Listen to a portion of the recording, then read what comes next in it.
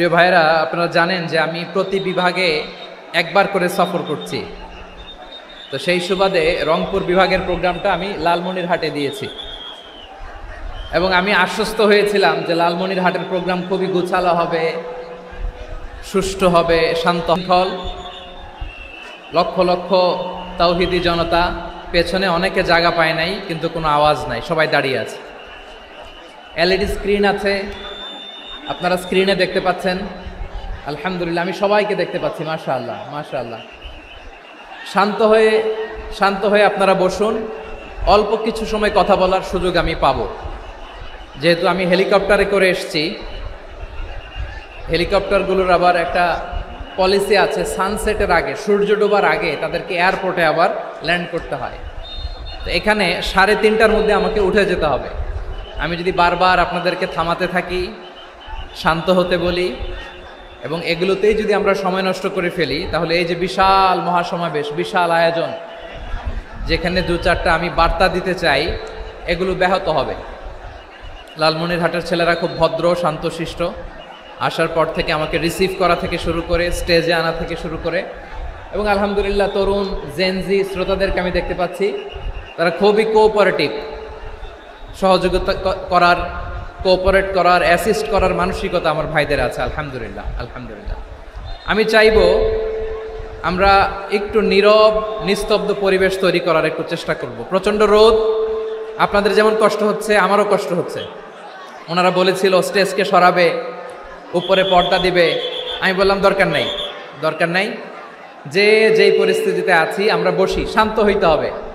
এখানে আমি শান্ত হইতে বলবো, ভলান্টিয়ার্সরা মাইক নিয়ে শান্ত হইতে বলবে, আমাদের সম্মানিত উপস্থাপক উনি শান্ত হইতে বলবে। এগুলোর অপেক্ষায় না থেকে নিজ দায়িত্বে আমরা সবাই শান্ত থাকি, যাতে লালমনিরহাটের এই প্রোগ্রাম একটা ইতিহাস হয়ে থাকে বাংলাদেশে। ঠিক কিনা বলেন? যখন আমি সময় দিব, শাউট করতে বলবো, নয়েজ করতে বলবো, তখন নয়েজ করতে হবে আওয়াজ করে। আর যখন কথা বলবো তখন একেবারে চুপ থাকতে হবে, একেবারে চুপ। মাশাআল্লাহ, হ্যাঁ ঠিক আছে, একেবারে চুপচাপ থাকতে হবে। ধুলা উড়ানো যাবে না, সামনে আগানো যাবে না। নিজের সুবিধা নিরাপত্তা বুঝতে হবে।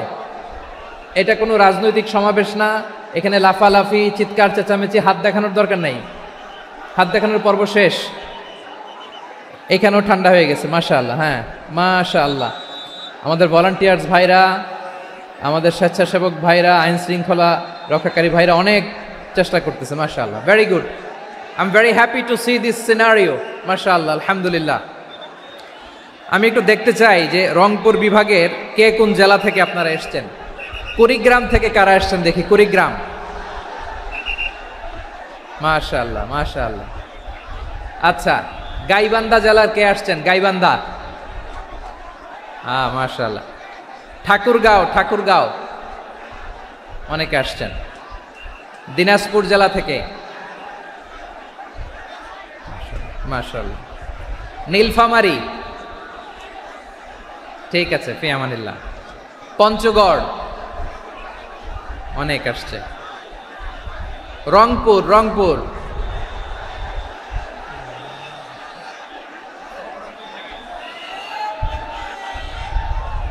মাশাআল্লাহ মাশাআল্লাহ, ঠিক আছে।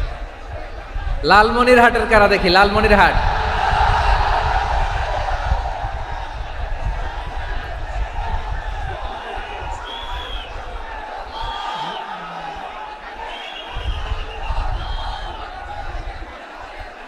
মাশাআল্লাহ মাশাআল্লাহ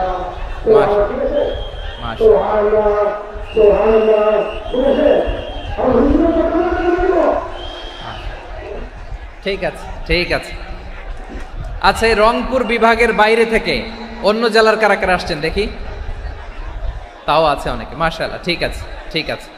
আজকের প্রোগ্রামে উপস্থিত আছেন প্রধান অতিথি হিসেবে অধ্যক্ষ আসাদুল হাবিব দুলু ভাই, সাংগঠনিক সম্পাদক বিএনপি, জাতীয় নির্বাহী কমিটির সভাপতি, জেলা বিএনপি লালমনিরহাট।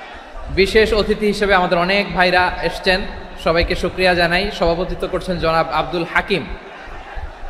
আইন শৃঙ্খলা বাহিনী, প্রশাসন, ভলান্টিয়ার্স, শুনেছি আমি প্রায় 5,000 ভলান্টিয়ার্স আপনারা নিয়োগ দিয়েছেন। আলহামদুলিল্লাহ আলহামদুলিল্লাহ, অনেক গোছালো প্রোগ্রাম। আমার প্রাণ ঢালা ভালোবাসা জানবেন, আমার হৃদয়ের গহীন থেকে ভালোবাসা নেবেন, শুভেচ্ছা জানবেন সবাই। ঠিক আছে, ঠিক আছে। প্রিয় ভাইরা, আমরা আর কাল বিলম্ব না করে মূল আলোচনায় চলে যেতে চাই। আজকে যে টপিকের উপর আমি কথা বলবো, টপিকটা হচ্ছে peaceful coexistence and communal harmony, শান্তিপূর্ণ সহাবস্থান এবং সাম্প্রদায়িক সম্প্রীতি। আমাদের বাংলাদেশে সাম্প্রদায়িক সম্প্রীতি আছে না নাই?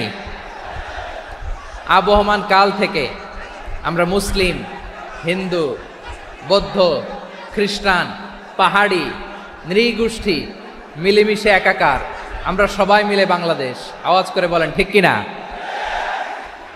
আমাদের পারস্পরিক সম্প্রীতি, ভালোবাসা, সৌহার্দ্যপূর্ণ আচরণ, বোঝাপড়া, এটা বেশ মজবুত, বেশ মজবুত।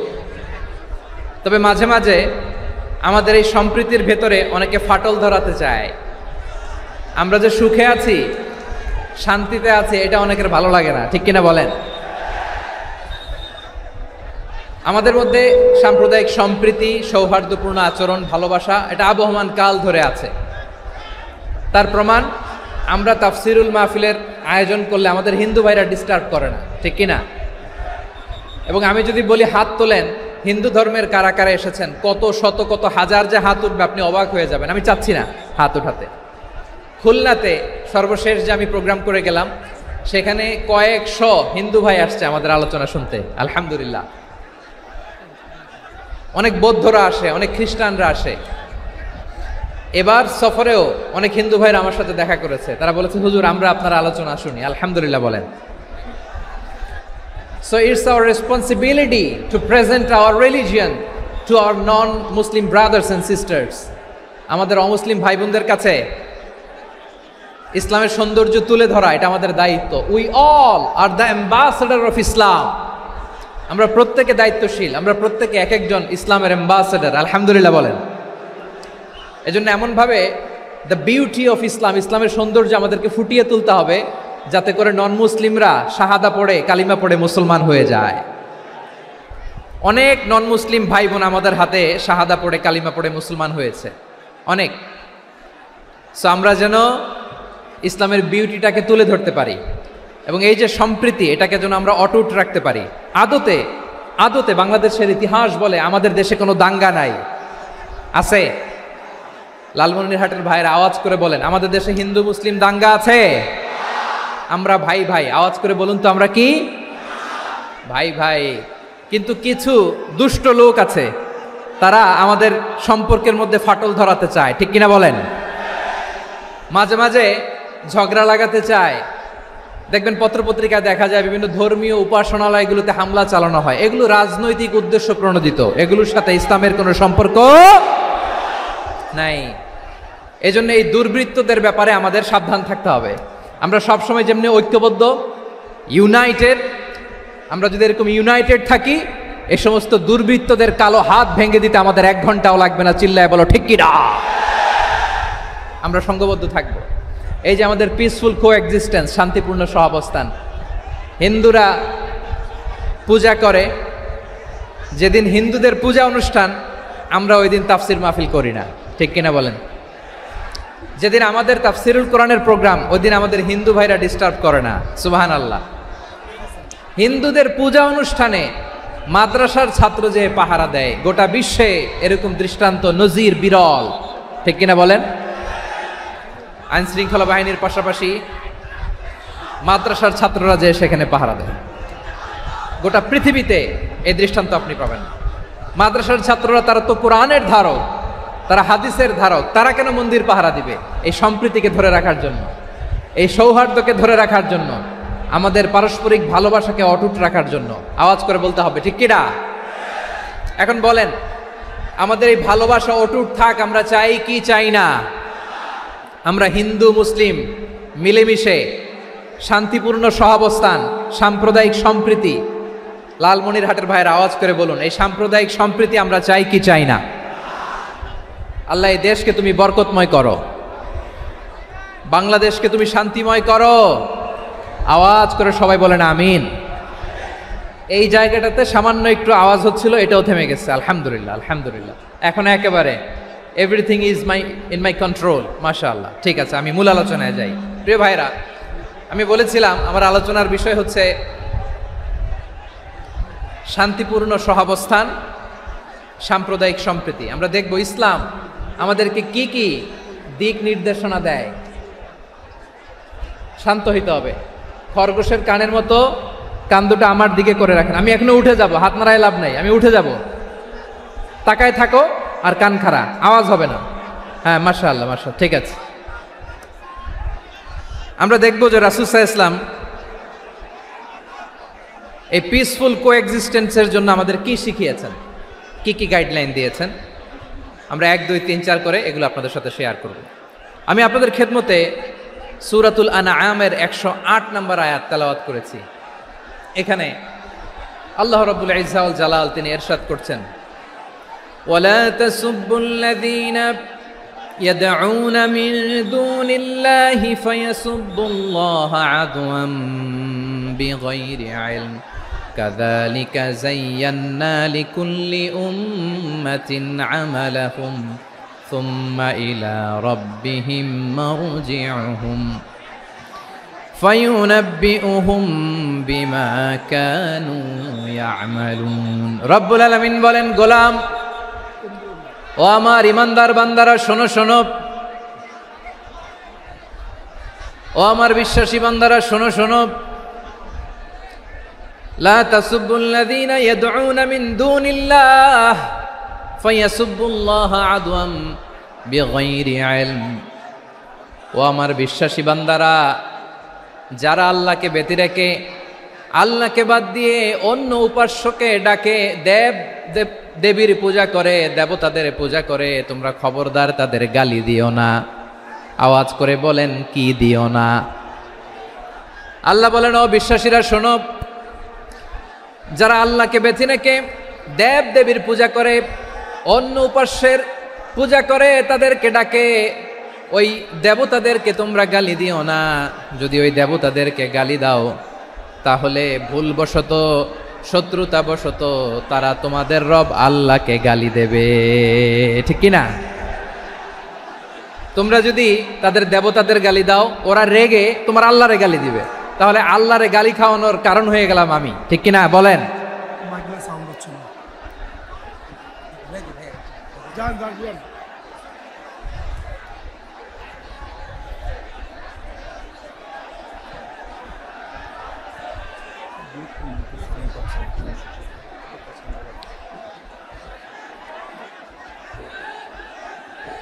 সম্মানিত ভাইয়েরা, এত বিশাল প্রোগ্রাম, মাইকের একটা সেটআপ থাকে, তারগুলো অনেক সময় নড়ে যায়, ধাক্কা ধাক্কিতে ডিসপ্লেস হয়, একটু ঝামেলা হবে।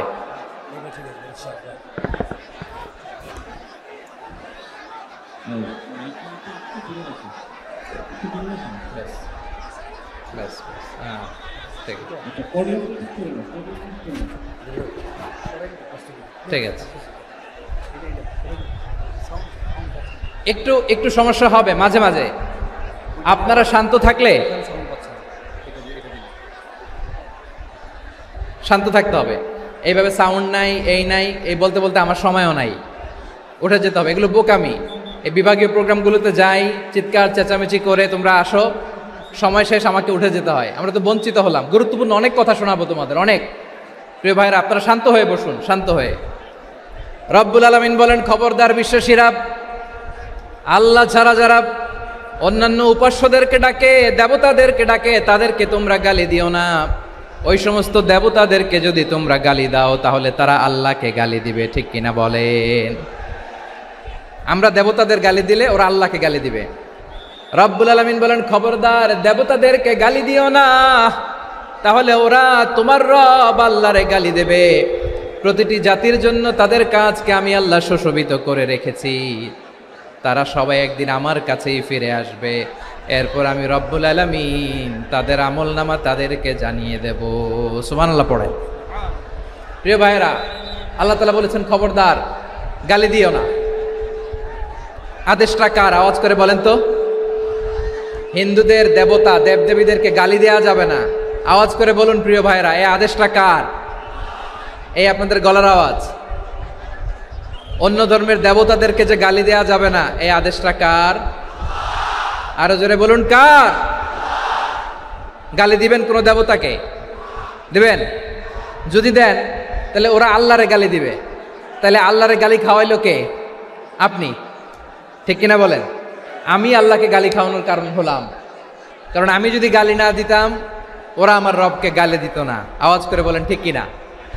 তাহলে প্রিয় ভাইয়েরা, ইসলাম আমাদেরকে শিখায়, সূরাতুল আনআমের 108 নম্বর আয়াত থেকে আমরা বুঝলাম কোনো ধর্মকে ছোট করা যাবে না। অন্য ধর্মকে ছোট করা মানে ইসলামকে ছোট করা। অন্য ধর্মের দেবতাকে গালি দেওয়া মানে আল্লাহকে গালি খাওয়ানো। আওয়াজ করে বলেন ঠিক কিনা? খবরদার, এটা করা যাবে না।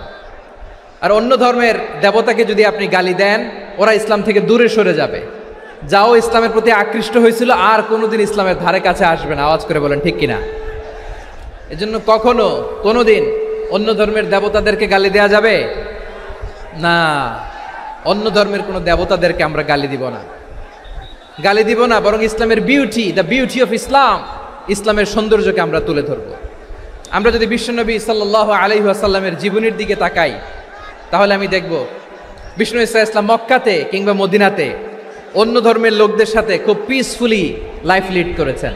হোক মুশরিক, হোক খ্রিস্টান, হোক ইহুদি, বিশ্বনবী সবার সাথে মিলেমিশে ছিলেন। আলহামদুলিল্লাহ বলেন। ইসলাম হচ্ছে পিসফুল রিলিজিয়ান। অন্য ধর্মের প্রতি সহনশীলতার সবক ইসলাম আমাদেরকে দেয়। কিন্তু প্রতিটি মুসলিমের এটা মনে রাখতে হবে, আল্লাহর কাছে পছন্দনীয় গ্রহণযোগ্য ধর্ম, জীবনাদর্শ একটি, সেটা হচ্ছে ইসলাম। আওয়াজ করে বলেন সেটা কি? লালমনিরহাটের ভাইয়েরা আওয়াজ করে বলুন, আল্লাহর কাছে মনোনীত ধর্ম একটি, সেটা কি?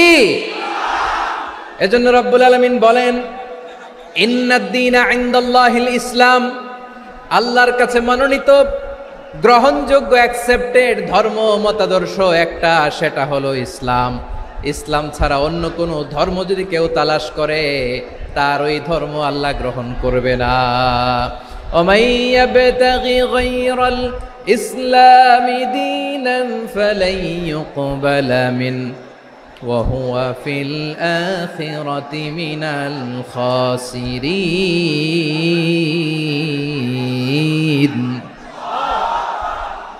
Whoever seek anything except Islam, that won't be accepted from him, and he will be loser in the day of judgment. কিয়ামতের দিন ইসলাম ছাড়া কেউ যদি অন্য কোনো ধর্ম তালাশ করেছে দুনিয়াতে, তার এই মতাদর্শ গ্রহণ করা হবে না। and he will be loser, সে হবে লুজার, ক্ষতিগ্রস্ত, হাই হাই কোম্পানির ম্যানেজার। ওর আমও শেষ, সালাও শেষ। আওয়াজ করে বলেন ঠিক কি না? এজন্য ইসলাম পেয়ে আমরা খুশি না বেজার? প্রত্যেক নামাজ শেষে আমরা আল্লাহরে বলি, আল্লাহ রাদিতু বিল্লাহি রাব্বা ওয়া বিল ইসলামি দীনা ওয়া বি মুহাম্মাদিন নাবিয়ান ওয়া রাসূলা। ও আল্লাহ, তোমারে রব হিসেবে পেয়ে আমরা খুশি। ও আল্লাহ, ইসলামকে ধর্ম হিসেবে পেয়ে আমরা খুশি। বিশ্বনবীকে আমাদের রাসূল পেয়ে আমরা খুশি। ঠিক কিনা বলেন? ইসলাম ছাড়া অন্য কোনো ধর্ম আমরা গ্রহণ করব না। ঠিক কিনা বলেন?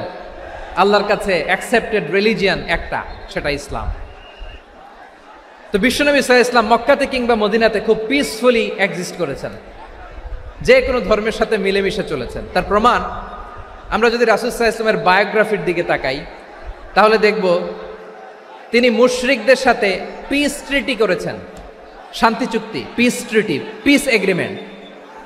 আপনারা হুদাইবিয়ার সন্ধির নাম শুনেছেন? আমার লালমনিরহাটের কলিজার টুকরা ভাইয়েরা, হুদাইবিয়ার সন্ধির নাম আপনারা শোনেন নাই? 6ষ্ঠ হিজরিতে বিষ্ণু ইসলাম মুশরিকদের সাথে এই ট্রিটি করেছেন, চুক্তি। কাদের সাথে? মুশরিকদের সাথে। আমরা তো মুসলমান বসতে পারি না। আমরা দুই মুসলিম ভাই একসাথে বসে চা খেতে পারি না, গল্প করতে পারি না। বিষ্ণু ইসলাম মুশরিকদের সাথে ট্রিটি করেছেন, হুদাইবিয়ার সন্ধি। এই সন্ধির আগে মক্কা থেকে কেউ মদিনায় যেতে পারে না, মদিনা থেকে কেউ মক্কায় যেতে পারে না। কিন্তু এই সন্ধির পরে ট্রাফিক স্বাভাবিক হয়ে গেল। মক্কার লোকেরা মদিনায় আসতে পারে, মদিনার লোকেরা মক্কায় আসতে পারে। এটাকে বলে সুলহে Hudaibiya, the peace agreement of Hudaibiya, শান্তি চুক্তি। আমরা পৃথিবীতে এখন অনেক শান্তি চুক্তির নাম শুনি, এগুলো সব the piece treaty of Hudaibiya থেকে কপি করা। আল্লাহু আকবার। তাহলে বিশ্বনবী সাল্লাল্লাহু আলাইহি সাল্লাম তিনি যে শান্তিপূর্ণ সহাবস্থানে বিশ্বাসী ছিলেন, মুসলমানেরা যে অন্য ধর্মের প্রতি সহনশীল তার প্রমাণ হচ্ছে এই পিস ট্রিটি। শুধু তাই নয়, মাইকের সাউন্ডটা একটু বাড়ায় দিতে হবে, খুব দুর্বল, একটু মজবুত করতে হবে,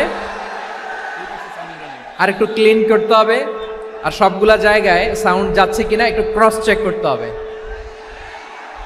হ্যাঁ, পাবেন পাবেন, দিচ্ছে mic operator, he is trying his level best, দিচ্ছে। মাইক অপারেটর যিনি আছেন, প্রতিটি জায়গায় প্রতিটি সাউন্ড বক্সে যেন আওয়াজ পাওয়া যায়, একটু ক্রস চেক করেন, সাউন্ডটাকে একটু স্ট্রং করে দেন। হ্যাঁ, ঠিক আছে, মাশাআল্লাহ। এদিকে তাকান, এদিকে। মক্কার পার্ট গেল, পিস এগ্রিমেন্ট করলেন, শান্তি চুক্তি। বিষ্ণু ইসলাম মদিনায় যে কি করলেন? মদিনায় যে বিষ্ণু ইসলাম মদিনা চার্টার করলেন, মদিনা সনদ, সাহিফাতুল মদিনা, এটার বলে মদিনা চার্টার।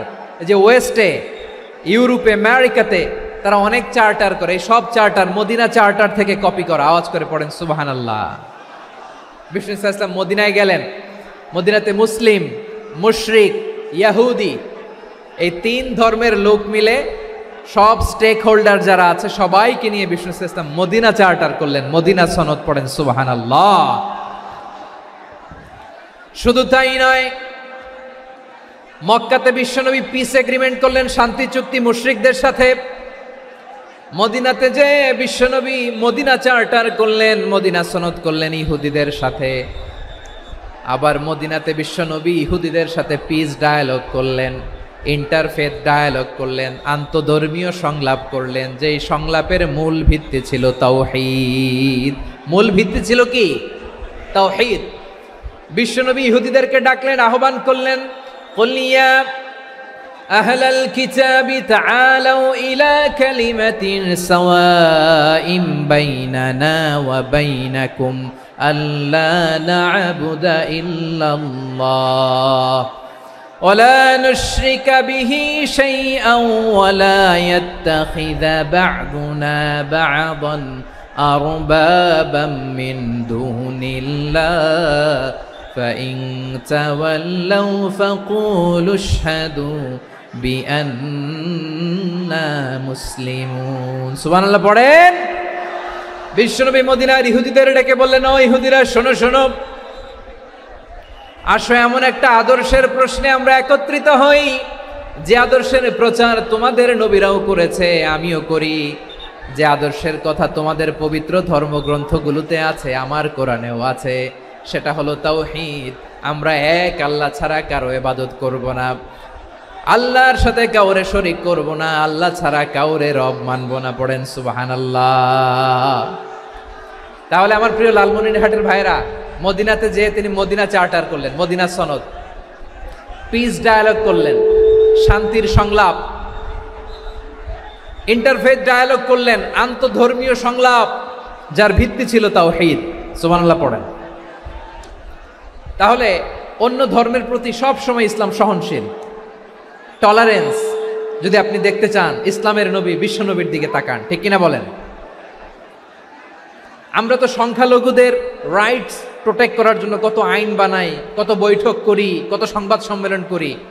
বিশ্বনবী সাল্লাল্লাহু আলাইহি ওয়াসাল্লাম সংখ্যালঘুদের রাইটসের ব্যাপারে, অধিকারের ব্যাপারে যে কথা বলেছেন, শুনলে আপনি অবাক হয়ে যাবেন। বিশ্বনবী বলেন, আলা মান যালামা মুআহাদান আও ইনতাকাসাহু আও কাল্লাফাহু ফাওকা তাআতিহি আও কাল্লাফাহু ফাওকা তাকাতিহি আও আখাযা মিনহু শাইআন বিগাইরি তিবি নাফসিন ওয়া আনা হাজিজুহু ইয়াউমাল কিয়ামা। খবরদার, জেনে রাখো, কেউ যদি কোনো সংখ্যালঘুর উপরে অত্যাচার করে, কোনো সংখ্যালঘুর প্রাপ্য থেকে যদি কেউ কাউকে ঠকায়, সংখ্যালঘুর উপর যদি কেউ কষ্ট দেয়, কোনো সংখ্যালঘুর সম্পদ যদি কেউ জোর করে কেড়ে নেয়, আমি কিয়ামতের দিন বিশ্বনবী ওই সংখ্যালঘুর পক্ষে আর ওই মুসলমানদের বিপক্ষে বাদী হয়ে দাঁড়াবো। সুবহানাল্লাহ বলতে পারলেন না? আল্লাহু আকবার। আপনি নামাজি, আপনি মুসল্লি, আপনি হাজী সাহেব, তাহাজ্জুদ পড়তে পড়তে কপালে দাগ ফেলে দিছেন, আপনার প্রতিবেশী হিন্দু, ভাবছেন আমার তো পাওয়ার আছে, ওর জমিটা দখল করি। বিশ্বনবী বলেন কিয়ামতের দিন ওই হিন্দুর পক্ষে তোর বিরুদ্ধে আমি বাদী হয়ে দাঁড়াবো। পৃথিবীর কোন ধর্মে এরকম স্টেটমেন্ট পাবেন? পাবেন? আপনি ভাবছেন আপনি নামাজ পড়লে হাজী সাহেব কপালে দাগ ফেলায় দিলে আপনি সেলসেলায় জান্নাতে চলে যাবেন না? খবরদার। বিশ্বনবী বলেন কোন সংখ্যালঘুর উপর যদি কেউ আক্রমণ করে, তার প্রাপ্য তাকে না দিয়ে যদি তাকে ঠকায়, তার উপর জুলুম করে, তার সম্পদ যদি কেড়ে নেয়, আমি নবী, তুমি মুসলিম হইতে পারো, মুসল্লি হইতে পারো, তার পক্ষে তোমার বিপক্ষে আল্লাহর দরবারে বাদী হয়ে দাঁড়াবো। আচ্ছা লালমনিরহাটের ভাইরা, কথা বুঝতে পারলে আওয়াজ করে উত্তর দেন। বিশ্বনবী যদি কারো বিপক্ষে দাঁড়ায় কিয়ামতের দিন, আই রিপিট, আমি আবারও বলছি, বিশ্বনবী যদি কিয়ামতের দিন কারো বিপক্ষে দাঁড়ায়, ও তো সেলসেলায়া জান্নাতি, তাই না? জান্নাতি না? যে নবীর সুপারিশ ছাড়া জান্নাতের গেটও দেখা যাবে না, ওই নবী যদি বলে তোর বিপক্ষে আমি বাদী হয়ে দাঁড়াবো, ওই জান্নাতে আর ঢোকার কোনো সুযোগ আমাদের থাকবে? এখানেই শেষ না আমার প্রিয় লালমনিরহাটের ভাইয়েরা, এখানেই শেষ নয়। বিশ্বনবী বলেন মান কাতালা মুআহাদান, বুখারীর বর্ণনা, মান কাতালা মুআহাদান লাম ইয়ারাহ রাইহাতাল জান্নাহ। কেউ যদি, কোনো মুসলিম যদি অন্যায়ভাবে কোনো সংখ্যালঘুকে হত্যা করে, কোনো হিন্দুকে হত্যা করে, কোনো বৌদ্ধরে হত্যা করে, অন্যায়ভাবে কোনো মুসলিম যদি কোনো সংখ্যালঘুরে হত্যা করে, জান্নাতে যাওয়া তো দূরের কথা, ওই মুসলিম জান্নাতের ঘ্রাণও পাবে না। সেই বুখারীর বর্ণনা, মান কাতালা মুআহাদান লাম ইয়ারাহ রাইহাতাল জান্নাহ ওয়া ইন্না রিহাহা লা ইউজাদু মিন মাসিরাতি 40 আমা। যে জান্নাতের ঘ্রাণ 40 বছর দূরের রাস্তা থেকেই পাওয়া যায়। সুবহানাল্লাহ পড়েন। প্রিয় ভাইরা, এখান থেকে জান্নাতে পৌঁছতে লাগবে 40 বছর। এত দূর, কত বছর? সবাই বলেন কত বছর? এখান থেকে জান্নাতে পৌঁছতে লাগবে 40 বছর। এত দূরে থাকতেই জান্নাতের ঘ্রাণ আপনার নাকে এসে ধাক্কা মারবে। বিশ্বনবী বলেন যে ব্যক্তি কোনো সংখ্যালঘুকে হত্যা করে, জান্নাতের ঘ্রাণ তো পাবেই, জান্নাতে তো ঢুকতে পারবেই না, জান্নাতের ঘ্রাণও তার নাকে লাগবে না। পড়েন নাউযুবিল্লাহ। তাহলে সংখ্যালঘুদের ব্যাপারে ইসলামে অধিকার দেয়া আছে না নাই? লালমনিরহাটের ভাইয়ের আওয়াজ করে বলেন, আমার সংখ্যালঘু হিন্দু ভাইদের রাইটস, অধিকার আমাদের ইসলামে প্রোটেক্টেড আছে না নাই? এখানেই শেষ না। বিষ্ণু ইসলাম আপনার অমুসলিম প্রতিবেশীর সাথে ভালো আচরণ করতে বলেছে। আমাদের হয় না, এটা মুসলিম পাড়া, ওটা বৌদ্ধ পাড়া, হয় না? অনেক সময় হয় না, এটা আমাদের মুসলিম পাড়া, ওইটা হিন্দু পাড়া, এরকম আছে না নাই? লালমনিরহাটে নাই না? আছে? হিন্দু যদি আপনার প্রতিবেশী হয় কি করবেন? ওরে কষ্ট দিবেন নাকি? কেন? ও তো হিন্দু, ও তো আমার আল্লাহরে ডাকে না, ওরে কষ্ট দিলে জায়েজ হবে না? খবরদার। বিষ্ণু ইসলাম বলেন মান কানা ইউমিনু বিল্লাহ ওয়াল ইয়াউমিল আখির ফালিউকরিম জারাহ। যে আল্লাহ বিশ্বাস করে আর আখিরাতে বিশ্বাস করে, সেজন্য প্রতিবেশীর সাথে ভালো আচরণ করে। সুবহানাল্লাহ। কলিজা জুড়ায় যায় না আমার নবীর কথাগুলো শুনলে? যে আল্লাহ বিশ্বাস করে, যে আখিরাতে বিশ্বাস করে, সেজন্য প্রতিবেশীর সাথে ভালো আচরণ করে। এখানে বলছে মুসলিম প্রতিবেশী, বলছে নামাজি প্রতিবেশী, বলছে আল্লাহওয়ালা প্রতিবেশী, বলছে না। প্রতিবেশী আস্তিক হোক নাস্তিক হোক, প্রতিবেশী মুমিন হোক মুশরিক হোক, প্রতিবেশী হইলেই তার সাথে ভালো আচরণের দরকার আছে না নাই? আমার প্রিয় লালমনিরহাটের ভাইয়েরা, বিষ্ণু ইসলাম ওনার ইহুদি প্রতিবেশীদের দেখাশোনা করতেন। আওয়াজ না শোনা যাক, আমারও তো দেখা যায়, আমারও তো দেখা যায়। তাকায় থাকেন, তাকায় থাকলে সওয়াব হবে। কোরআনের কথা যেখান থেকে হয় এদিকে তাকায় থাকলেই বরকত। তাকায় থাকেন। জি জি, মাইক, আমি তো আর মাইক ঠিক করতে আসি না এদিকে, এই মাইক ঠিক করব, ওই মাইক ঠিক করব, ওদিকে পাইলট বলবে হুজুর চলে আসেন। জি বসুন, বসুন, মাশাআল্লাহ। হ্যাঁ, খুব শান্ত, ঠিক আছে। পুলিশ ভাইরা না খেয়ে দিনরাত আপনারা যাতে সুশৃঙ্খল একটা প্রোগ্রাম উপহার পান, এটাই চেষ্টা করতেছে। আপনাদেরকে কষ্ট দিতে আসে নাই, একটু একটু সহযোগিতা করেন। জি মাশাআল্লাহ। হ্যাঁ, ঠিক আছে। আমার প্রিয় ভাইরা, প্রতিবেশী আস্তিক হোক নাস্তিক হোক, মুসলিম হোক হিন্দু হোক তার সাথে ভালো আচরণ করতে হবে। বিষ্ণু ইসা ইসলাম ওনার ইহুদি প্রতিবেশীর বাসায় যেতেন। কোন প্রতিবেশী? ইহুদি। আওয়াজ করে বলেন, কোন প্রতিবেশী? ইহুদি। এক ইহুদি কিশোর বিষ্ণু ইসা ইসলামের খেদমত করতে, ইহুদি ছেলে আমার নবীর খেদমত করতো, তারা ছিল নবীর প্রতিবেশী। তো অনেক দিন হয় ইহুদি ছেলেটা আসে না। বিষ্ণুনবী খোঁজ দিলেন, ঘটনা কি? একটা ইহুদি ছেলে না আমার খেদমতে আসতো, ছেলেটা কই? খোঁজ নিয়ে জানলেন ছেলেটা অসুস্থ। বিষ্ণু ইসা ইসলাম ওই ইহুদির বাড়িতে চলে গেলেন ওই ছেলেটাকে দেখা করার জন্য, ভিজিট করার জন্য। সুবহানাল্লাহ পড়বেন না? গেলেন, যে দেখে ইহুদি ছেলেটা মুমূর্ষ, যান যান যায় যায় ভাব, বিছানায় পড়ে আছে, তার বাবা দাঁড়ানো। বিশ্বনবী তার মাথার পাশে বসলেন, মাথায় হাত বুলিয়ে দিলেন, আর ছেলেটাকে বললেন, আসলিম, হে ইহুদি ছেলে, আসলিম, ইসলাম ধর্ম গ্রহণ করো। তো ছোট্ট ছেলে ভাবে আমরা ইহুদি, এখন ইসলাম ধর্ম গ্রহণ করলে আব্বা যদি বকা দেয়, ফানাযারা ইলা ওয়াজহি আবি, ছেলেটা তার বাবার চেহারার দিকে তাকালো, দেখি আব্বা কি কয়। আব্বা যদি বলে তাইলে ইসলাম ধর্ম গ্রহণ করব। ইহুদি ছেলেটা তার বাবার দিকে যখন তাকালো, ওর বাবা বলে, আতি আবুল কাসিম, আবুল কাসিম যা বলে তাই করো। আবুল কাসিম হচ্ছে বিষ্ণু ইসা ইসলামের একটা কুনিয়াত, উপনাম। আমার রাসূলের বড় ছেলের নাম ছিল কাসেম। যেমন দেখবেন আমাদের এলাকায় কারো ছেলের বড় ছেলের নাম যদি হয় আব্দুল্লাহ, এরা আব্দুল্লাহর বাপ বলে ডাকে। কারো বড় মেয়ের নাম যদি হয় ফাতেমা, এরা কি ডাকে? ফাতেমার বাপ বলে না? তো বিষ্ণু ইসা ইসলামের বড় ছেলের নাম ছিল কাসেম। ইহুদি বাবা বলল, আতি আবুল কাসেম, আবুল কাসেম যা বলে তাই শোনো, মানে মোহাম্মদ যা বলে তাই শোনো।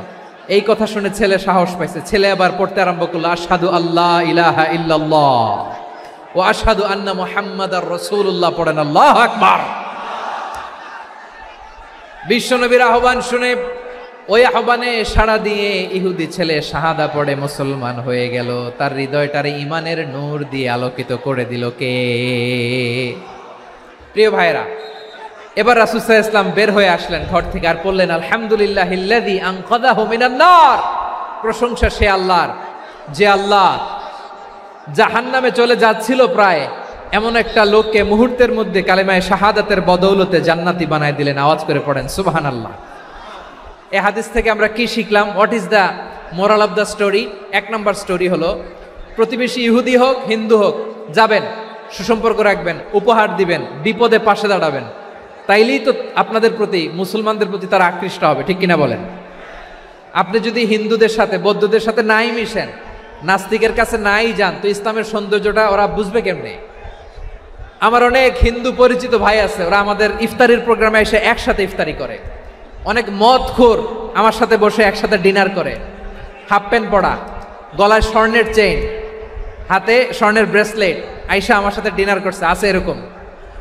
গাঁজাখোর, আমি বলে আসো, welcome welcome to my dinner, আসো বসো, বসলেই তো আমি ওর ডিএনএ, চিন্তার ডিএনএ চেঞ্জ করে দেওয়ার সুযোগ পাবো, চিল্লায় বলো ঠিক কি না?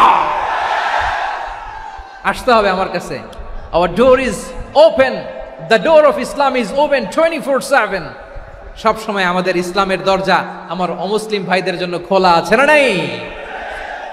এই হাদিস থেকে দুইটা শিক্ষা। এক নম্বর শিক্ষা, প্রতিবেশী মুসলিম হোক অমুসলিম হোক, যান, অসুস্থ হইলে একটু আপেল নিয়ে যান, আঙ্গুর নিয়ে যান, কমলা নিয়ে যান, তাদের সাথে ভালো আচরণ করেন। ইসলামের বিউটি দেখে, সৌন্দর্য দেখে অবাক হবে, নসিব ভালো হলে কোনোদিন কালিমা পড়ে মুসলমান হয়ে যাবে, ঠিক কিনা বলেন? তাহলে অমুসলিমের সাথে ভালো সম্পর্ক। বিশ্বনবী ইহুদির বাড়িতে গেলেন, ইহুদির বাড়ি, আর আমার মুসলমান ভাই আমার কাফের বলে, এরকম আছে না নাই? মুসলিমরা দেখতে পারে না, সহ্য করতে পারে। বিষ্ণু ইসলাম ইহুদির বাড়িতে গেলেন, এটা একটা শিক্ষা। আরেকটা শিক্ষা হলো, ভাইরা ধাক্কা মেরে এসে সামনে এসে কি লাভ? প্রোগ্রাম তো শেষ হচ্ছে, এখনই শেষ হচ্ছে। তো এই যে আমাদের বকশি ভাই ওয়াদা নিল, হাত তোলালো, মিম বলে এত কথা বলল, তো আমি জেলায় জেলায় যে খালি হাত নাড়াই তোমাদের জন্য নাকি? হ্যাঁ, হাত নাড়াই শুধু। এই ধাক্কাইতে ধাক্কাইতে এদিকে এসে হাত নাড়াইতেছে, হয়েছে তো, দেখলাম তো, ঠিক আছে, মাশাআল্লাহ, অনেক সুশৃঙ্খল, অন্যান্য যে কোনো জেলার চেয়ে অনেক সুশৃঙ্খল। আমার দিকে তাকাও, আমার দিকে তাকাও, ঠিক আছে। এই যে দাঁড়িয়ে আছে, একটা ছেলে নড়ে না, দেখছেন? মাশাআল্লাহ মাশাআল্লাহ মাশাআল্লাহ। হ্যাঁ, এইভাবেই। আর কয়েকটা মজাদার কথা আছে, শোনো। এই হাদিস থেকে আমাদের শিক্ষা হলো, আমার প্রতিবেশী যেই ধর্মের হোক আমি সম্পর্ক রাখবো। অসুস্থ হলে যাব, কি বলেন ভাইরা, যাবেন না? যাবেন না আপনারা? আচ্ছা, 2 নম্বর শিক্ষা হলো, বিষ্ণু ইসা ইসলামের খাদেম ছিল ইহুদি, এতদিন খেদমত করলো, একদিনও বিশ্বনবী ওরা কালিমার দাওয়াত দেয় নাই। কারণ কি? বিশ্বনবী একটা ভালো সময়ের অপেক্ষা করতেছিলেন, প্রপার টাইমিং। দাঈর কাজ হচ্ছে দাঈ ইলাল্লাহ, সে হচ্ছে সুযোগ সন্ধানী। দাঈ সুযোগ খোঁজে, কখন দাওয়া দিলে ব্যাটে বলে হবে, ঝোপ বোঝে কোপ মারে, ঠিক কিনা বলেন? বিষ্ণু ইসলাম ভালো সময়ের অপেক্ষা করতেছিলেন, দেখি ভালো সময় আসুক আসুক আসুক আসুক। আস্তে আস্তে এমন সময় আসছে, ছেলে এবার মুমূর্ষ। অসুস্থ ব্যক্তির হৃদয় অত্যন্ত নরম থাকে।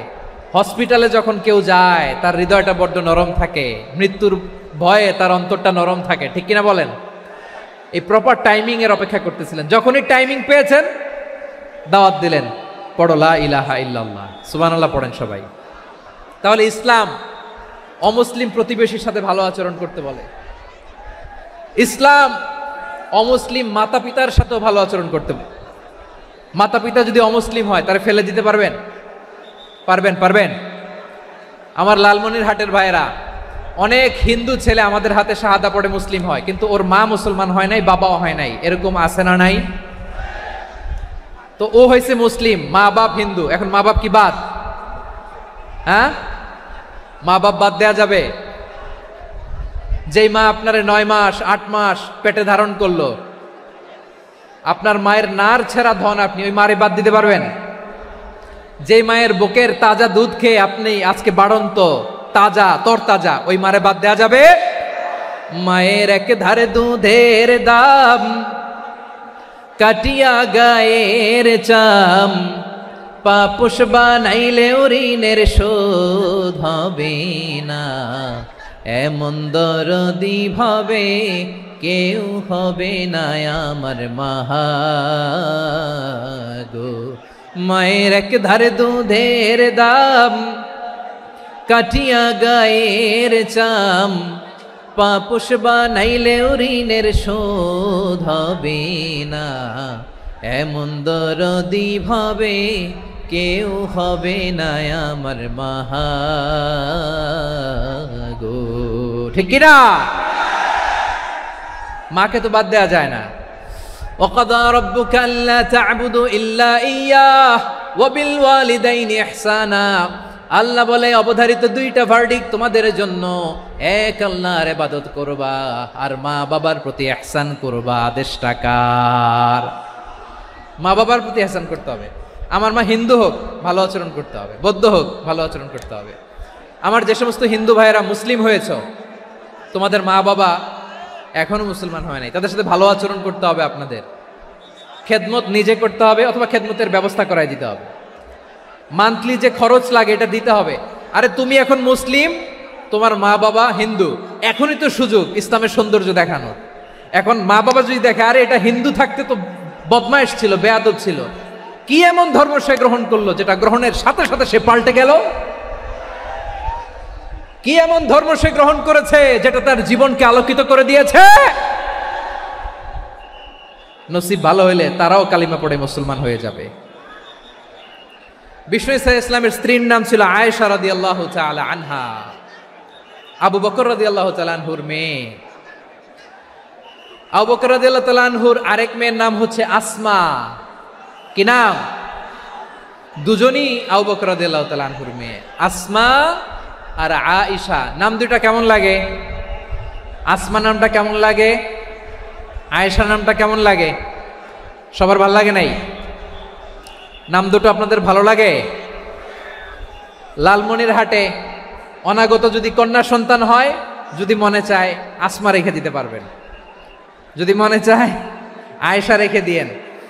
দেশে বিদেশে এয়ারপোর্টে রাস্তাঘাটে শুধু বলে হুজুর একটা নাম দেন, আমার ছেলের একটা নাম দেন, মেয়ের একটা নাম দেন।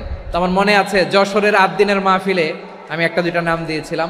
আজকে লালমনিরহাটের এই প্রোগ্রামে কন্যা সন্তান যদি হয় 2টা নাম দিলাম, আসমা কিংবা আয়েশা। ইনশাআল্লাহ পড়েন।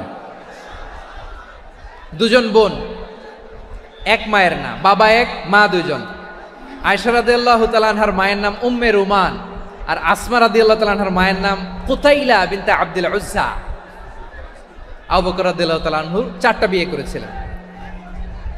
তো একই ঘটনা ঘটেছে এই ফ্যামিলিতে। আসমা ইসলাম ধর্ম গ্রহণ করে মুসলিমা, কিন্তু তার মা কুতাইলা মুশরিকা। আই রিপিট, বোঝার জন্য আমি আবারও বলি, আসমা রাদিয়াল্লাহু তাআলা আনহা মুসলিমা, আর আসমার মা কুতাইলা, আওয়াজ করে বুঝে থাকলে বলেন, আসমার মা মুশরিকা। তার মানে মেয়ে মুসলিম, মা অমুসলিম, ভেজাল আছে না নাই? কিন্তু কুতাইলা আর ধৈর্য ধারণ করতে পারে না। নার ছেড়া ধন, কলিজার টুকরা ধন, কলিজার টুকরা সন্তান আসমারে দেখতে বড্ড মন চায়।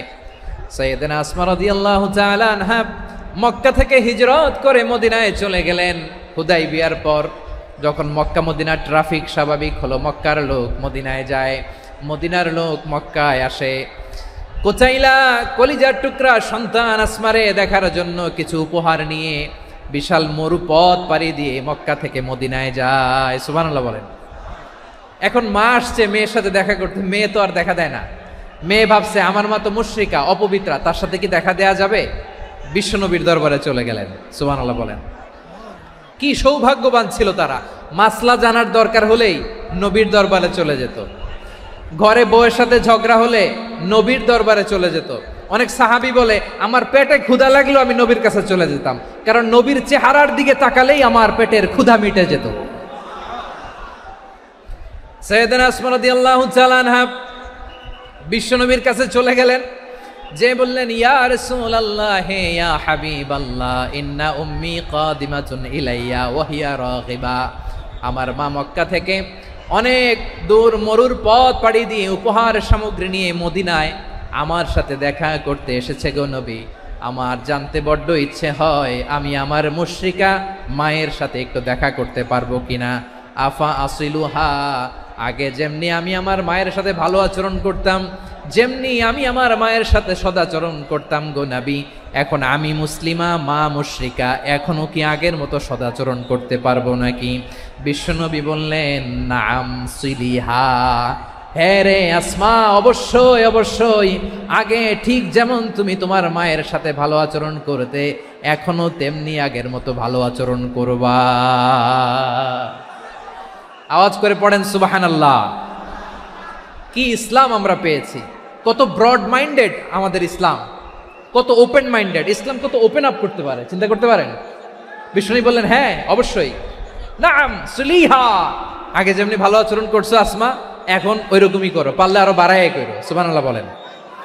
তাহলে আমার যে হিন্দু ভাইয়েরা, হিন্দু বোনেরা, ইমানের বদৌলতে দৌলতে আপনি ধন্য হয়েছেন, আপনার আম্মা আব্বা এখনো মুসলমান হয় নাই, তাদের জন্য দোয়া করেন, তাদের জন্য দোয়া করেন, আল্লাহ যেন তাদেরকেও ইমানের দৌলত দান করে। আমরা সবাই পড়ি আমিন, আরো জোরে পড়েন আমিন। এখন বলেন ইসলাম কি ন্যারো মাইন্ডেড রিলিজিয়ান না ব্রড মাইন্ডেড?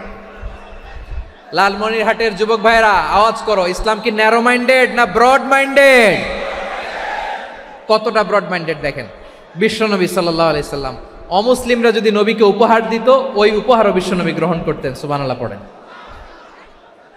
আপনার অমুসলিম বন্ধু যদি উপহার দেয় সেটাও আপনি নিতে পারবেন, যেটা নেওয়া জায়েজ। কিন্তু আপনার বন্ধু যদি আপনার মদের বোতল দেয়, নিতে পারবেন? হ্যাঁ, মদের বোতল দিলে পারবেন না। আপনার বন্ধু যদি আপনার পর্ক দেয়, পর্ক, শুকরের গোশত মিশ্রিত কোনো খাবার, ওটা নিতে পারবেন না। হালাল যে কোনো জিনিস নিতে পারবেন। বিশ্বনবী সাল্লাল্লাহু আলাইহি ওয়াসাল্লাম অমুসলিমদের দেয়া হাদিয়া গ্রহণ করতেন। কেমন নবী ছিলেন! আমার নবীরে চিনে নেন, আমার নবীর অ্যাটিটিউড জেনে নেন। বিশ্বনবী সাল্লাল্লাহু আলাইহি ওয়াসাল্লাম যখন কোনো জনপদে যেতেন 3টা অপশন নিয়ে যেতেন। প্রিয় ভাইয়ের আওয়াজ করে বলতে হবে, কোনো জনপদে গেলে আমার নবীর অপশন থাকতো কয়টা?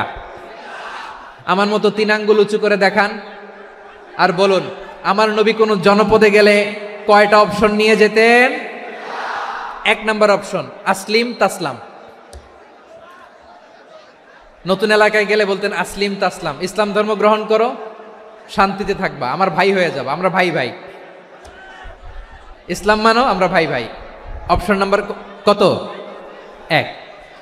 যদি বলে না ইসলাম মানবো না, ওকে, অপশন নাম্বার 2, মুসলিম হওয়ার দরকার নাই, লা ইকরাহা ফিদ্দিন, ইসলামে কোনো বাড়াবাড়ি নাই, খ্রিস্টান আছো থাকো, বৌদ্ধ আছো থাকো, ইহুদি থাকতে চাও থাকো, কিন্তু আমরা যেহেতু রিজিওনাল সুপার পাওয়ার, আমাদের আন্ডারে থাকো, ট্যাক্স দিয়া থাকো, এটার বলে জিজিয়া। আলেম যারা আছেন বুঝবেন এটার আরবিতে কি বলে, জিজিয়া। You pay us the tax, we will give you the security. তোমরা ট্যাক্স দিবা, আমরা সিকিউরিটি দিব, আমাদের আওতায় থাকবা, কেউ তোমাদেরকে আক্রমণ করতে পারবে না, আমরা নিরাপত্তা দিব। সুবহানাল্লাহ বলেন। এটা অপশন নাম্বার কত? আচ্ছা বুঝে থাকলে বলেন, 1 নাম্বার অপশন কি ছিল? ইসলাম।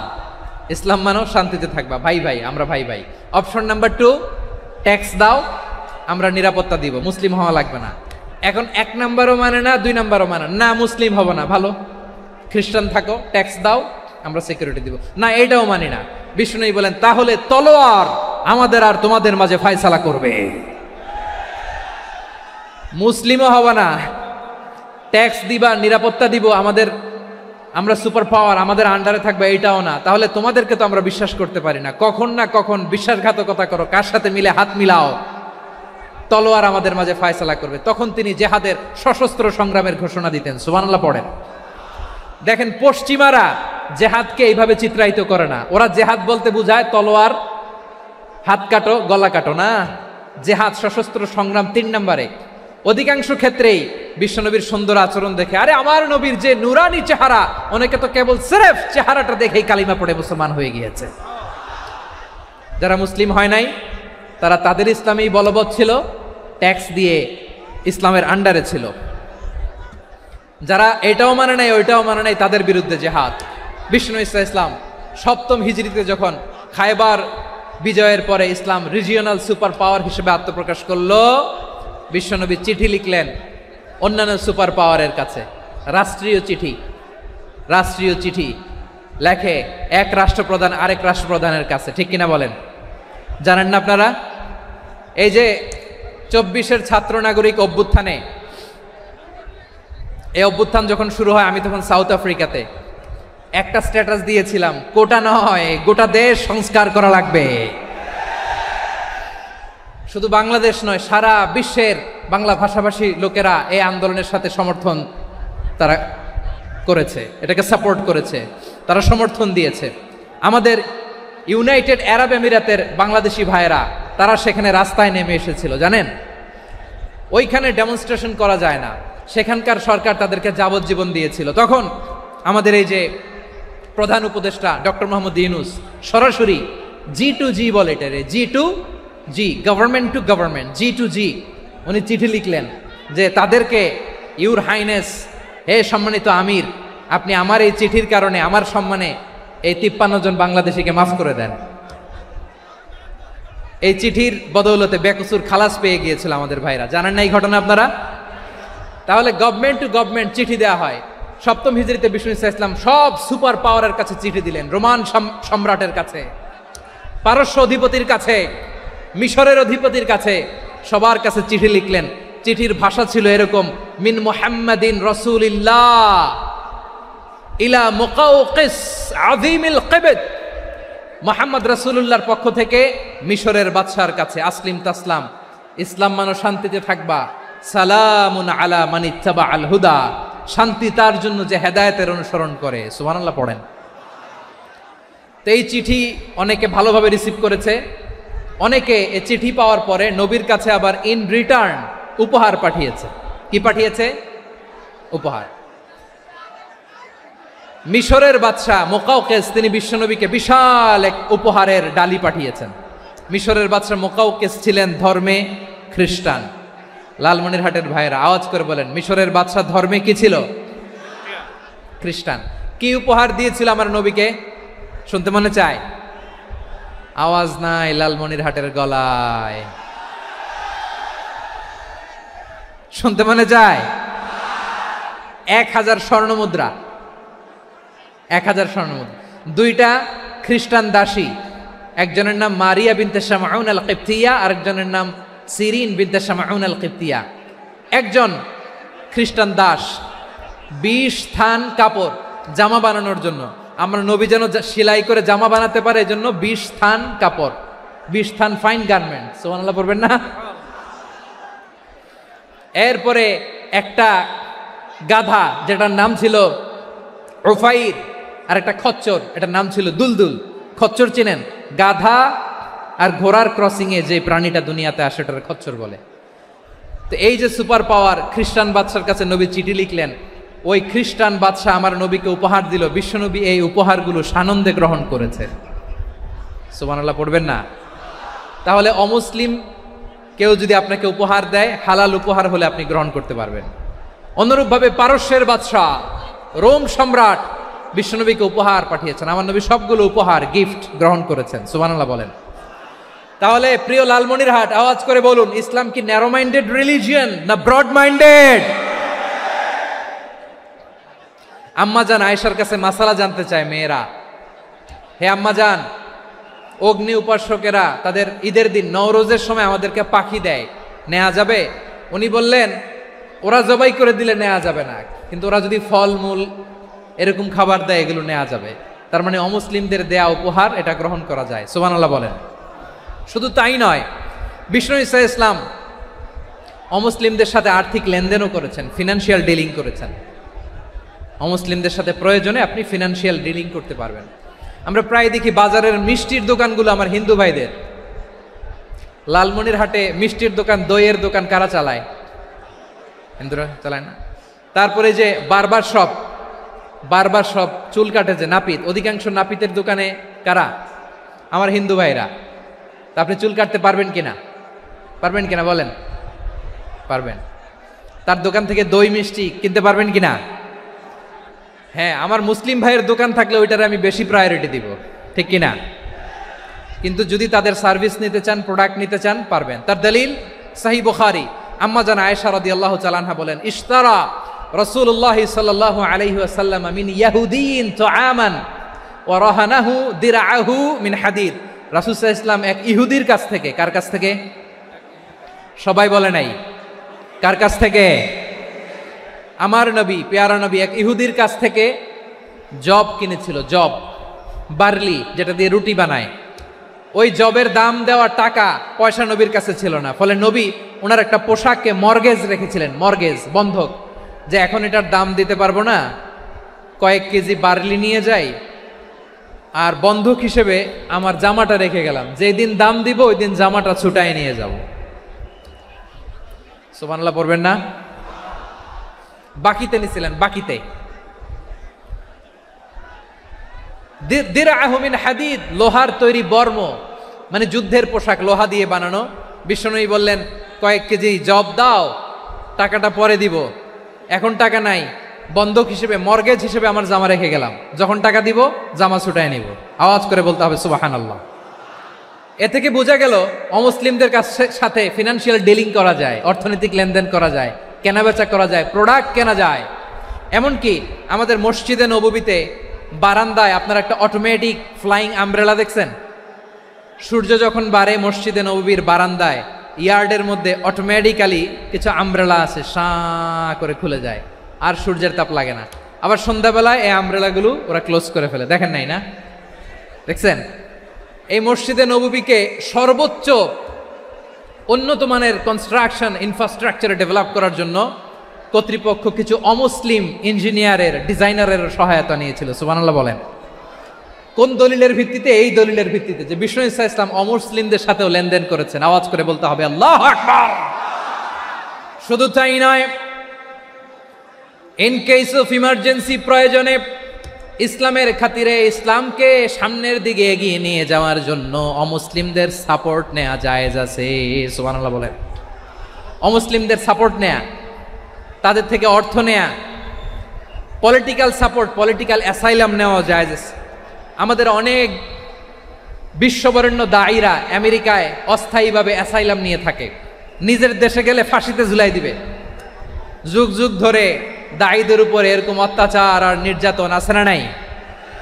মিশরের অনেক দায়ীরা পাশ্চাত্যে যেয়ে থাকে, এই যে তারা পলিটিক্যাল অ্যাসাইলাম নিয়ে থাকে, রাজনৈতিক আশ্রয়, এটা জায়েজ আছে না? এটা যে জায়েজ আছে তার প্রমাণ স্বয়ং বিশ্বনবী সাল্লাল্লাহু আলাইহি ওয়াসাল্লাম পলিটিক্যাল সাপোর্ট নিয়েছিলেন অমুসলিমদের কাছ থেকে। সুবহানাল্লাহ বলেন। খুব মজাদার একটা ঘটনা শুনবেন, আপনাদের আগ্রহ দেখে তো মনে হয় না শোনার ইচ্ছা আছে। আছে আছে গলায় জোর আছে? লিল্লাহে তাকবীর, লিল্লাহে তাকবীর, নারে তাকবীর। মাশাআল্লাহ।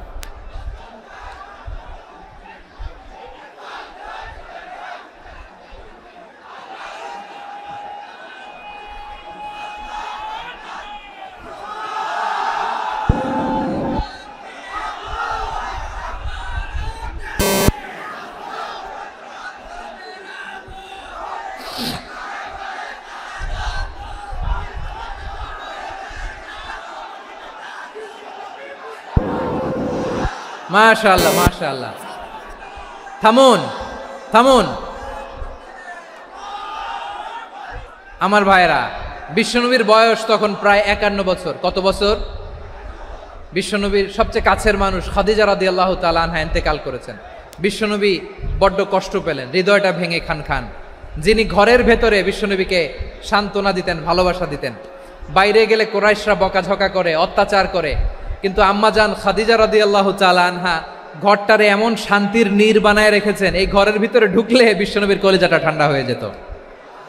এজন্য রব্বুল আলামিন বলেন, খাদিজা, ও আমার বান্দি খাদিজা, জান্নাতে এমন স্পেশাল একটা ঘর আমি তোমার জন্য রেডি করে রেখেছি। ওই ঘরের মধ্যে কোনো আওয়াজ নাই, ওই ঘরের মধ্যে কোনো নয়েজ নাই, ওই ঘরে কোনো বিশৃঙ্খলা নাই।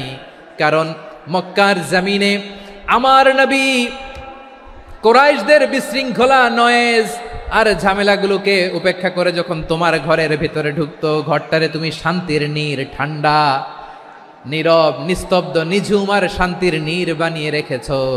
এজন্য জান্নাতে স্পেশাল একটা শান্তির নীর আমি তোমারে উপহার দেব। ওই প্রিয়তমা স্ত্রী খাদিজা ইন্তেকাল করলেন, বিশ্বনবীর হৃদয় ভেঙে খান খান। আবার ওনার চাচা আবু তালেব ইন্তেকাল করলেন, যিনি পলিটিক্যাল শেল্টার দিতেন নবীকে। কে দিতেন? আবু তালেবের ভয়ে, বিশ্বনবীর এই চাচার ভয়ে কোনো মুশরিক নবীর গায়ে হাত দেওয়ার সাহস পায় নাই। এখন স্ত্রীও নাই, চাচাও নাই, নবীকে আশ্রয় দেওয়ার কেউ নাই। নবীর চারদিকে অন্ধকার। নবী এখন কই যাবেন? আমার পেয়ারা নবী নতুন স্টেশন খুঁজতেছেন, নতুন দাওয়াতি প্ল্যাটফর্ম খুঁজতেছেন। তিনি যায়েদ বিন হারেসা রাদিয়াল্লাহু তাআলা আনহুকে নিয়ে মক্কার পাশের একটা নেইবরিং সিটি তায়েফে চলে গেলেন। কোথায় চলে গেলেন? লালমনিরহাটের ভাইয়ের আওয়াজ করে বলেন, কোথায় গেলেন? তায়েফে চলে গেলেন দিনের দাওয়াত দেওয়ার জন্য। কি দেওয়ার জন্য? নাকি জমি কিনতে গেছিলেন? জমি কিনতে? দুনিয়ার যশ খ্যাতির জন্য? নিজের কোনো লাভের জন্য? তায়েফবাসীদেরকে জাহান্নামের আগুন থেকে বাঁচানোর জন্য। আওয়াজ করে বলতে হবে, ঠিক কিনা? বিশ্বনবী বিশাল মরুপথ, পাহাড়ি পথ পাড়ি দিয়ে তায়েফের মরুজমিনে গেলেন কোরআনের দাওয়াত নিয়ে, ইমানের দাওয়াত নিয়ে। কিন্তু তায়েফের লোকেরা বিশ্বনবীর দাওয়াতকে শুধু প্রত্যাখ্যান করেই থামে নাই, তারা বিশ্বনবীর সাথে অত্যন্ত খারাপ আচরণ করেছে। বিশ্বনবীকে শারীরিকভাবে হেনস্থা করেছে, আমার নবীকে শারীরিকভাবে অত্যাচার করেছে, আমার পেয়ারা নবীর গায়ে পাথর মেরেছে, বিশ্বনবীর গা বেয়ে ঝরঝর করে রক্ত ঝরেছে, নবী জামিনের মধ্যে লুটিয়ে পড়েছেন, আবার মেরেছে, আবার নবী হাঁটতে শুরু করলেন, পেছন থেকে আবার মেরেছে, আবার নবী রক্তাক্ত হয়ে জামিনের মধ্যে লুটিয়ে পড়লেন, আবার মেরেছে। বিশ্বনবীর মতো এত সুশ্রী মানব, বিশ্বনবীর মতো এত শুভ্র মানব, বিশ্বনবীর মতো এমন চমৎকার দেহাবয়ব দিয়ে রব্বুল আলামিন কাউকে বানান নাই।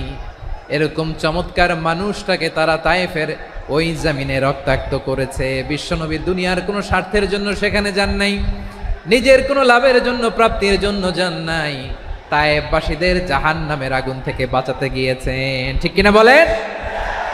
খেয়ে না খেয়ে দিন প্রচারের কাজে নিজেকে দিয়েছ বিলিয়ে, তায়েফের কাফিরেরা চিনল না সে আলো, দুষ্ট ছেলেদের পিছু দিল লেলিয়ে, পাথরের আঘাতে ক্ষত বিক্ষত হয়ে সারা শরীর থেকে রক্ত ঝরে।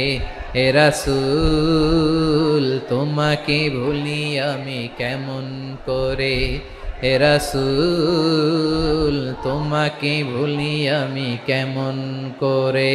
পারেন না আপনারা? ধরুন আমার সাথে, হাজার ব্যথা বেদনার পরে ফিরে আসনি তুমি আপন ঘরে, দিনের আলো তুমি ছড়িয়ে দিতে চলে গেলে মদিনায় মক্কা ছেড়ে। হে রাসূল তোমাকে ভুলি আমি কেমন করে, হে রাসূল তোমাকে ভুলি আমি কেমন করে। ঠিক কিনা বলেন? প্রিয় ভাইরা, তাইফের ছেলেরা নবীকে রক্তাক্ত করলো। আমার নবী কই যাবে? কই যাবে? মক্কায় জায়গা নাই, তায়েফে জায়গা নাই। তায়েফ থেকে ভারাক্রান্ত মন নিয়ে আমার নবী মক্কায় ফিরে আসলেন। বিশ্ব নবী মক্কায় ঢুকতে পারেন না। মক্কার মরুভূমির দিকে তাকিয়ে, উপত্যকার দিকে তাকিয়ে বিশ্বনবী ধা ধা করে কাঁদেন, ঝরঝর করে। নবীর চেহারা মোবারক থেকে চোখের পানিগুলো বেয়ে বেয়ে পড়ে। আমার জন্মস্থান, আমার শৈশব, কৈশোর, যৌবন কেটেছে এই মক্কায়, আমার এলাকায় আমি ঢুকতে পারি না। বিশ্বনবী মক্কার অনতি দূরে দাঁড়িয়ে জায়েদকে পাঠালেন, জায়েদ যাও দেখো কেউ আমাকে সাপোর্ট করার মতো আছে কিনা, যাও অমুকের কাছে যাও। জায়েদ গেলেন, তারাও প্রত্যাখ্যান করে ফিরিয়ে দেয়। বিশ্বনবী বললেন যাও অমুক লোকের কাছে যাও, তিনিও প্রত্যাখ্যান করে ফিরিয়ে দিলেন। কেউ বিশ্বনবীকে আশ্রয় দিতে রাজি হয় না। নিজ জন্মভূমিতে বিতাড়িত বিশ্বনবী, সর্বশেষ বিশ্বনবী বললেন যাও মুতঈম ইবনে আদির ঘরে যাও।